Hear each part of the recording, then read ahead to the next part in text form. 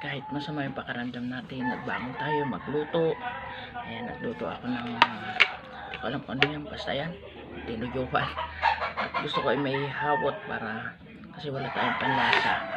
Iba yung pakaramdam natin, naipon na yung pagod ng Christmas, New Year, linis dito, linis doon,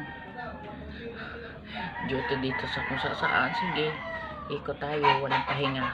Kaya yan, sumusuko yung katawan natin. Health is wealth, yun talaga po ang masasabi ko. Kaya habang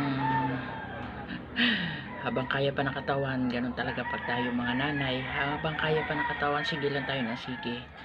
Pagka hindi na kayang bumangon, saka lang tayo sasabihin hindi na aya. Ayan, so guys, sa mga nanay dyan, alam ko relate kayo dito. Ayan, medyo hindi pa talaga ako okay, pero bumangon talaga ako at nagluto dahil wala tayong magluluto. Nagising pa rin ako na maaga kanina dahil may pasok si Bunso. Pinagluto pa rin natin siya ng baon. Ngayon, mayroon pa rin tayong lakad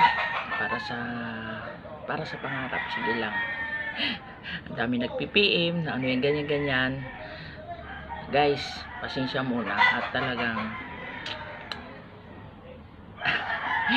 kahit hindi kaya, sige lang. May time tayo dyan sa mga opportunity na mga sinasabi nyo. Gustong-gusto naman natin na mabago yung buhay natin. Pero pagka ganito yung health natin, ang kailangan nating ingatan ay relax muna tayo ng sandali. Hindi puro pera ang nasa isip. Kailangan isipin din natin yung health natin. Yan lang po. Kain tayo guys. At yan, nagluto tayo ng hawot. Isang piraso lang kasi bawal din yan.